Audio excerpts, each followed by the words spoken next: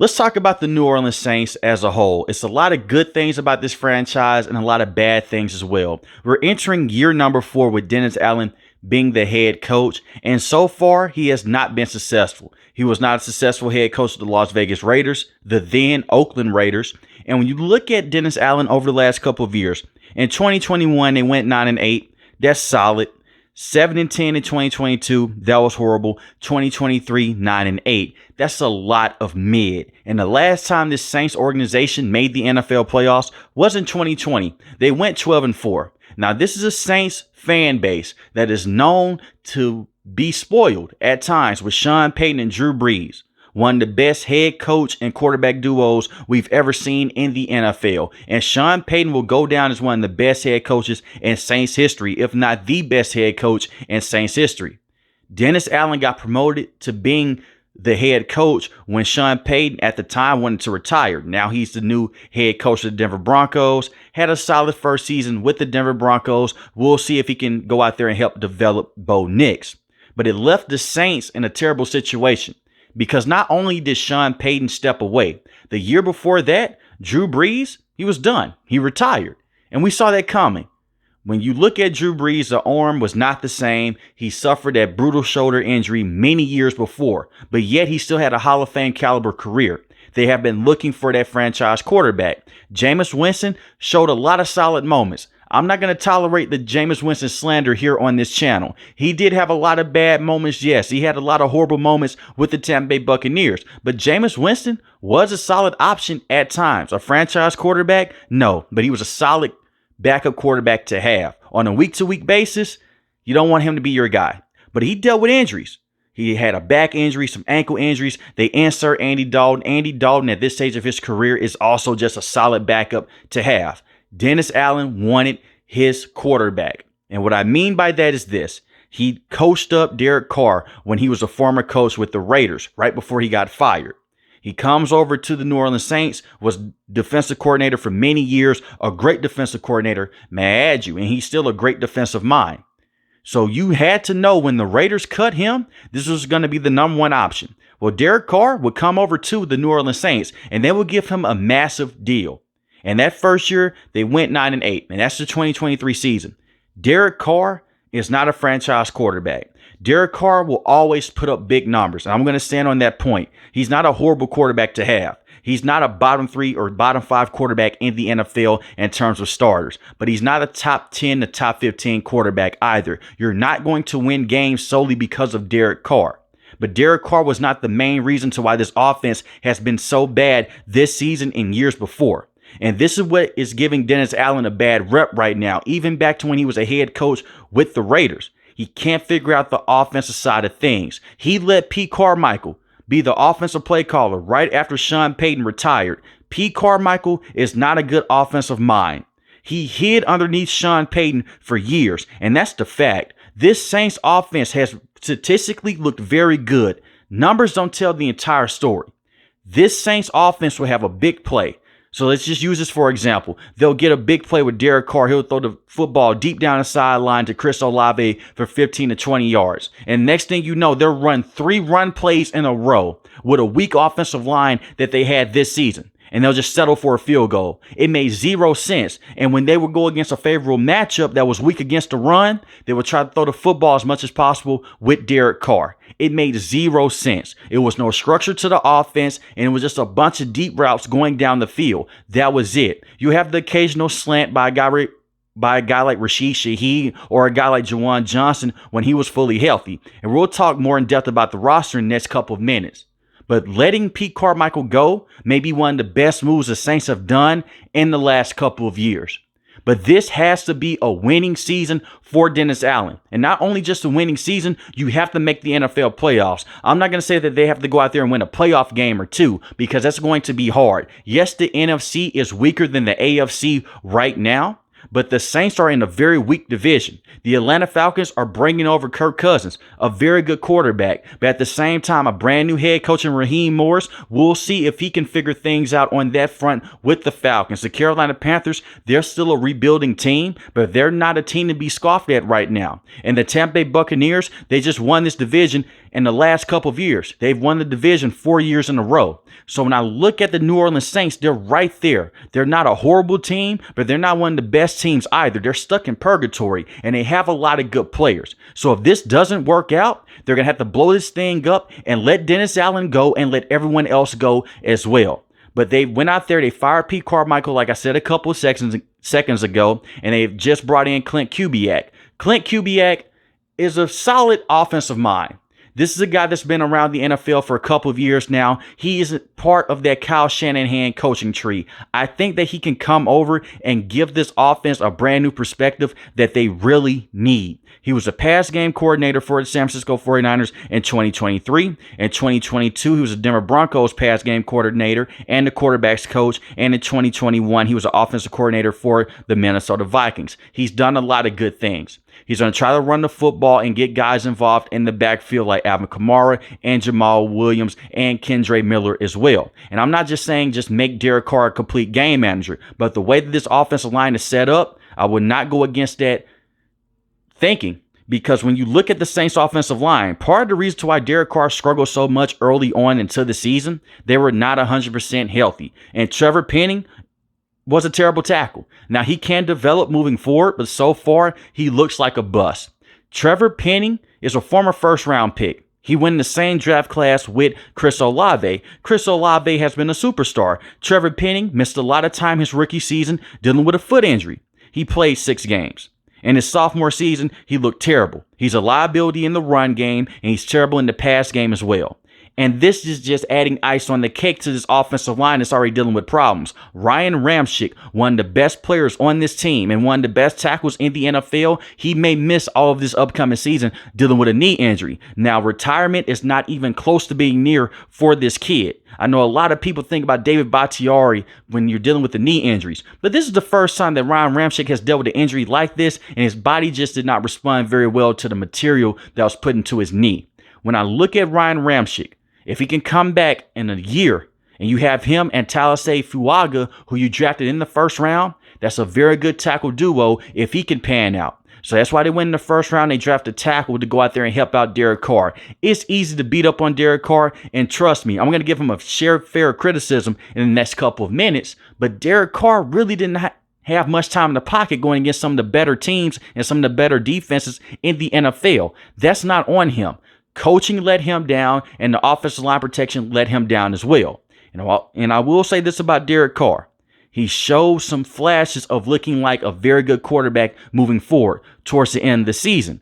But the same can be said with Andy Dalton as well, just the season before. See, the thing is with Derek Carr, he's been one of the weaker quarterbacks in the red zone in the last couple of years, even going back to the Las Vegas Raiders days. And I know a lot of Derek Carr fans like to say, hey, with the Raiders, he never had a top 10 defense. He never even had a top 15 defense. That's true, but he comes over to the Saints, he's had that, and the first season was a failure. Going 9-8 to some teams in the NFL, that may be a solid season. But the Saints went out there and they made a lot of moves. You still have Alvin Kamara with this organization. You have Chris Olave, Rashid Shaheed. You should be able to go out there and make the NFL playoffs, especially in that division. And I get that Baker Mayfield looked like a very good quarterback with the Tampa Bay Buccaneers this season. And the Carolina Panthers, they gave you a lot of problems with their defense, but their offense was one of the worst offenses in the NFL. And the Atlanta Falcons, they didn't have a quarterback. Desmond Ridder and Taylor Heineke are not good starting options. And with them adding in Kirk Cousins, I'm worried about that. But I will say this about the Saints. They've matched up very well with every single team in this division over the last couple of years with Dennis Allen being a head coach. My thing with Derek Carr, it is too many times early in the game where it was miscommunication between him and Chris Olave. You can say it comes down to coaching, but at the same time, those guys have to get on the same page. And I do think that Chris Olave is all world. He's one of the better young wide receivers in the NFL that's in their early 20s. This kid has to find a way to just deal with the frustrations. He would just go out there and stop running routes at times because he did not have the faith in Derek Carr. And when Derek Carr would deliver the football on the dime, he wasn't there. It was just a missed opportunity. You can't have those type of plays. And it was a lot of plays this season to where Derek Carr's called him out on the sideline saying, hey, what's going on? It was just too much miscommunication. Like I said, you can't blame that on coaching, but at the same time, those are chemistry reps. Derek Carr had a very good chemistry with Devontae Adams, with guys like Hunter Renfrow. when he was the former quarterback with the Raiders. Hopefully he can nail that down with Chris Olave. And despite them having a lot of hiccups on the field, Chris Olave still put up over 1,000 yards receiving this season. So if you can just bring that connection closer together, which I think Clint Kubiak will do, they'll be in a better situation. Far as the run game, it comes down to the offensive line. You have Cesar Ruiz, who is a solid guard to have. I like Eric McCoy at the center position as well. The interior of the offensive line is solid. I'm just worried about the tackle position, especially if Trevor Penny is going to be your starting tackle moving forward. But the run game, you have some solid running backs. Alvin Kamara has dealt with injuries in the past. He missed 3 games of this season dealing with a suspension, but he is still one of the better running backs in the NFL, can catch the football at the backfield, can run in between the tackles, and he's hard to bring down. He has a similar skill set to Christian McCaffrey. I'm not calling him Christian McCaffrey, but he's a very good running back to have. The Saints' rushing offense was also hurt because of this as well. They went out and they signed Jamal Williams. They were hoping that he could come in and he could be that Mark Ingram type of running back, because we go back a couple of years ago when they had that draft class and they had Alvin Kamara and he was the guy with Mark Ingram. That was a dominant run game because Mark Ingram was a sledgehammer running back. And then you had Alvin Kamara come in to change the pace back. Alvin Kamara may not have the same quickness, but he is still very quick in the open field. You want to get him the football 15 to 20 times a game to limit those carries, to help take some of that thread off the tire, to keep some of the thread on the tire, The thing is with Jamal Williams, he missed so much time dealing with a core injury. And that sucks because just the year before, he led the league in rushing touchdowns. A very good power back if he can stay healthy. But they also have Kendre Miller as well, who I like a lot. And they drafted him from TCU. It's a very good running back. I'm not saying that he's going to be a top running back in the NFL, but he can give you very good production. They should really want to run the football as much as possible and work into play action with Derek Carr, because Derek Carr has been a solid quarterback working off of play action. Look at the years with Josh Jacobs. Derek Carr looked like a solid option. I think if you take some of that load off his plate to where he doesn't have to throw the football 40 to 45 times in the game, you may be in a better situation, or even 30 to 35 times in the game. And we could talk about how the Saints just dealt with so many injuries in the secondary and how they had the game won against the Green Bay Packers and Jameis Winston came in and cost them the game. That is true. But it was a lot of bonehead moments this season as well by Dennis Allen. Part of the reason why I don't like Dennis Allen, he's too focused on the defensive side of the football. And I understand he's a former defensive coordinator. He's going to do that, but he just neglects the offensive side of the ball. He let Pete Carmichael basically just take over everything. If they wanted to go for it, Pete Carmichael will go for it. Pete Carmichael was basically just solely the nucleus of the offense. And that's a good thing if it works out, but it was not working out. And he harmed this team over the last couple of years. That man was terrible. Pete Carmichael was one of the worst offensive coordinators in the NFL. Now, he's not as bad as Matt Canada was with the Steelers, but he was still a terrible offensive coordinator. He basically tried to run the same plays like Sean Payton, but they were just watered down. I can't emphasize this enough. Bringing in Clint Kubiak may be one of the best moves that his organization could have done in the last couple of years. And that's enough with the offensive side of things, besides me mentioning Jawan Johnson, who missed a lot of time. But when he came back to the field, he looked very good. He could be a star tight end moving forward. It just comes down to that foot injury that he's been dealing with. And he's still dealing with a foot injury right now as training camp is approaching. Hopefully he can stay healthy, because him and Derek Carr, they had a very good rapport, especially working across the middle of the field. The biggest things with the Saints in the pass game would just be consistency with Derek Carr and throwing the football more towards the deep of the sideline. That's pretty much it. Middle of the field, Derek Carr is very good. And in the red zone, he did look better in the last 4 games as well. I will say that. As far as their defense is very good. They were 10th in passing defense, 14th in total defense, and 11th in passing offense. Far as their defense as a whole, the reason why they were 14th in total defense, their rushing defense, they were just getting gashed over and over again. But at that time, the team would just go 3 and out, or it'd just be a turnover. And the defense was just trying to go out there and just trying to make as many plays as possible. Towards the end of the season, the defense did let them down, but they're dealing with a lot of injuries in the secondary. We could talk about the Jacksonville Jaguars game as well, to where Derek Carr places the football perfect in the tight end's hands and he drops it. But right before that, the defense gave up a huge 44-yard play to Christian Kirk on a stop-and-go route. You can't have those type of plays, but it does happen. Their defense is going to be good moving forward because Dennis Allen is a good defensive-minded coach. And that's a double-edged sword with this thing. As a head coach, he isn't that good. As a defensive coordinator, he's very good. He's very good at preparing for the opposing offense. He's very good at slowing the game down. And he's very good at bringing pressure as well. Cameron Jordan, solid defensive end to still have. His career is coming to an end sooner than later. He's not the same sack production monster, but he's still a good veteran to have around that can go out there and stop the run. You look at a guy like Nathan Shepard, solid defensive tackle. I like Kalen Sanders as well. He's a very good defensive tackle to have alongside him. They can both go out there and stop the run. Carl Granderson had 8.5 sacks and 1 forced fumble on the season. Their linebackers are very good. Demario Davis is one of the better linebackers in the NFL. He is getting older, but he is slept on. You have Willie Gay. If he can stay healthy, he's a very good speed rushing linebacker coming over from the Kansas City Chiefs. He may be the fastest linebacker in that room. He can cover the tight end. He can stop the run. He's going to fly all over the place. He fits Dennis Allen's system to a T. He is the perfect linebacker for this team. They're going to let him wreak havoc. While Demario Davis is out there covering guys in the backfield or just covering guys across the middle of the field, they're going to let him just run rampant. And he is a great linebacker at just causing havoc. The thing is with him is just being able to stay healthy. It's pretty much it. He was a very good and essential linebacker for the Kansas City Chiefs over the last couple of years. Their secondary is their strong suit. Paulson Adebo is very good. 2 forced fumbles, 4 interceptions on the season, 18 pass deflections. Marshawn Lattimore has dealt with a lot of injuries over the last couple of years. On the season, 1 interception, 8 pass deflections. I will say this. They drafted Kool-Aid McKinstry in the 2nd round. You also have Alontae Taylor as well. I would not be against them trading Marshawn Lattimore if they wanted to. And Marshawn Lattimore is still the number 1 corner, but they have so much depth in this cornerback situation to where I would not be opposed to them trading him away for possibly a 2nd or a 3rd round pick. Alontae Taylor, 14 pass deflections, 2 interceptions, 1 forced fumble, 56 solo tackles as well. And like I mentioned before, the 2nd round pick in Kool-Aid McKinstry, a lot of people thought that he would be a 1st round pick. Their secondary can lock the opposing wide receivers down, and they have a lot of depth.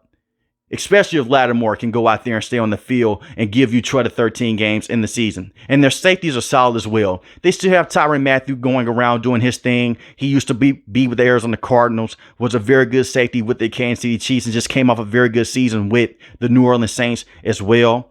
So the Saints defense is still their strong suit. The things that I'm worried about is the consistency with the offense. It starts with the offensive line and really starts with the quarterback play of Derek Carr. And I'm going to tell you guys this right now. You have to watch film with Derek Carr. Derek Carr will always put up big numbers like I mentioned way before in this video. His numbers are not that bad, but it's the plays that he misses, especially on 3rd down, that make you scratch your head and say, what are you doing?